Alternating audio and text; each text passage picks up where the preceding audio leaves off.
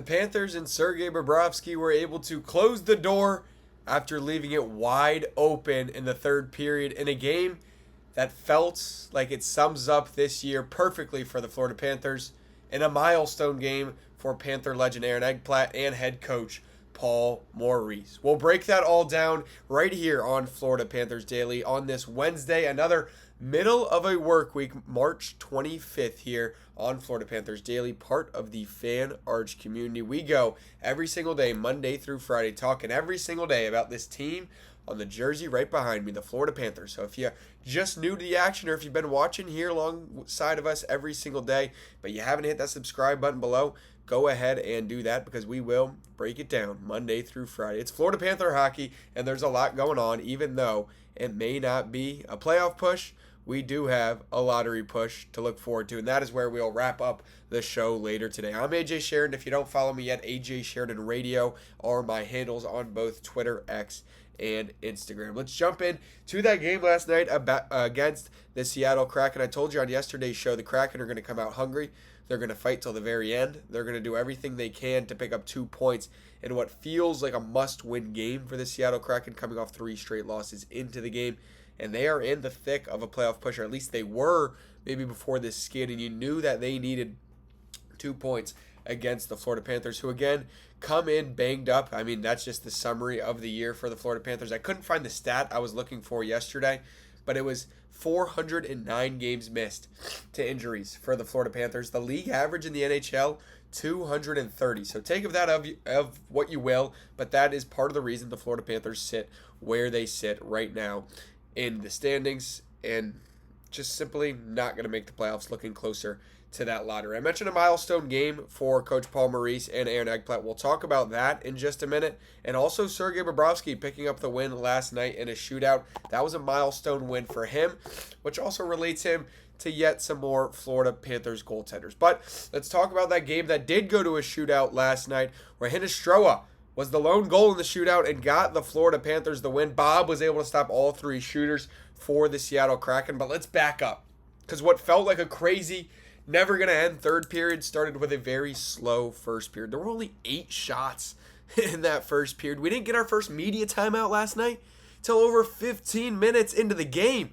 It felt like just a slow, grinded out game where the Kraken felt to wear us down and find a way to get those 2 points late. And well, they might have wore us down. They might have tired us out, because I don't know what happened in that third period. Of course, the Panthers would jump out to a 3-0 lead, and then it would be cut to 3-1. The Panthers would jump right back up to a 4-1 lead by Noah Gregor, who got the call back up to be with the big squad last night in the game, and he played a great game for the Florida Panthers. He had that goal I just mentioned, and he assisted Nolan Foote, who got his first career game. Yes, the Foot starts. I wanted to say Foote when I first saw the name, but it is Foot if you watched the broadcast last night. He scored the first goal, actually, for the Cats last night. So again, a rotating lineup of Florida Panthers, and that seems to be the story of the season. But it's cool to see some of these names that maybe if you're an average fan, you don't really know. I mean, you just learn a little bit about. I mean, heck, I'm still learning about Noah Foote. Let's be honest, I didn't know much about him coming into this game, but he also had a great game last night. And then Vinny Hinostroa got the game-winning goal in the shootout. He also picked up that assist on the first goal of the third period. Again, no goals in that maybe boring first period, but then the third period happened. And I mentioned the Panthers went back out to that 4-1 lead. It looked like Bob had his A game. As when he has his A game, he's tough to beat. And then it was goal, goal, goal. Those second and third goals, only 14 seconds, or excuse me, the third and fourth goals for the Seattle Kraken that did tie it up with about 4 minutes to go, only 14 seconds apart. I turned the game off for a minute. I didn't turn the game off, but I left the room. I was getting ready maybe to go to bed once I watched the end of the game, and then next thing I know, I hear goal. I'm like, okay, we're still good. We're still up 2. We're still up 1. And I was like, whoa, that's another goal. It's tied. So I ran back out, and I'm like, oh, here we go again. And you know what? I was like, I'm fine with it. We looked good, and maybe that's how you do the tank, is you look good for 2.5 periods, and then you give the other team the win. But no, that's not Florida Panthers hockey. We talked about some of coaches' remarks yesterday about where this team is, and this isn't the end. This is just the middle. This team isn't going to quit. It's not in this team's DNA, but it can be frustrating. You know, the group chat was blowing up. What is this team? This is so confusing. What are we doing? Are we tanking? Are we trying to win? So I'm waiting on a few of the post-game press conferences and quotes to start rolling in here. Maybe I'll come back to that at the end of the video when those quotes start to roll in here post game to see what some of those fresh faces for the Florida Panthers had to say. But I mentioned it was a milestone game for both head coach Paul Maurice and Aaron Ekblad going into the game. We also picked up a milestone game for Sergei Bobrovsky. I'll talk about that in just a minute after we give our flowers to Paul Maurice, who becomes just the second coach in NHL history to reach 2,000 games behind the benches. And I mean, you got to think you play a full extra season the last 3 years as the head coach of the Florida Panthers. That's got to help picking up his first and his second Stanley Cup finals or Stanley Cup rings the last 2 years with the Florida Panthers. I think he will definitely, no doubt, go down as a Florida Panthers head coach before all the other teams that he did coach. And then Aaron Ekblad, this one's special. I was wearing his shirt yesterday on Florida Panthers Daily because we do go every single day, Monday through Friday, right here on this YouTube channel. Like, subscribe, do whatever you got to do below. And this one's special because growing up, it was Aaron Ekblad, Jonathan Huberdeau, Alexander Barkov were kind of the three that the Florida Panthers build behind and around. And it led to that President's Cup trophy year where the Panthers were bounced in the playoffs before Huberdeau was traded. But Ekblad and Barkov stuck it out. You had last offseason after the back-to-back where Aaron Ekblad was maybe he's going to leave and go get a little more money from somewhere else. But he said, I want to stay in Florida. I'll take a little less to be wearing that Florida Panther red for the rest of my career. I want to go down as a person that played on one team my whole career. So for him to reach 800 career games, all skated for the Florida Panthers. I mean, he's had his ups and downs. He had the traffic cone incident with Brooks Koepka. He's had playoff games where people accuse him of the reason we lost.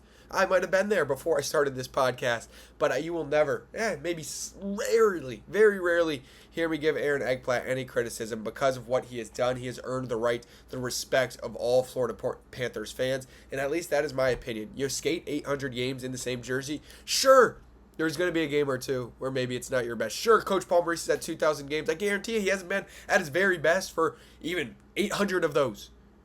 It's impressive to play 800 games in the same jersey. And you got to give your props to Aaron Ekblad where it is due. But then we'll talk about Sergei Bobrovsky because he now moved into, where was it? He climbed up the all-time wins list for goaltenders 1, 2, 3, 4, 5, 6, 7. Now he passed Curtis Joseph. He now has 455 wins on his Hall of Fame career. Next up, only 4 wins away from tying Henrik Lundqvist with 459, and then next thing you know, before you blink, he will probably be in the top 5 of goaltenders, but there are 3 Panthers just on that list. Of course, Roberto Luongo sits at 489.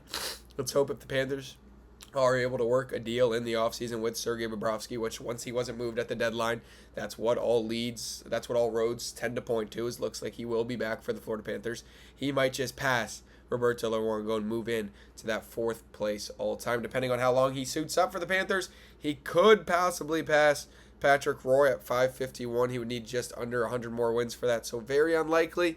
But it looks like Sergei Bobrovsky on pace to be a top 5 all-time winning goalie in NHL history. So 3 big milestones for the Florida Panthers last night in a game where they were able to pick up the shootout win 5-4 in a thriller. It was a great game. And speaking of thrillers, that is what March is all about. Again, it's been still sad to sit here and talk about March Madness with you after what happened to my Gators.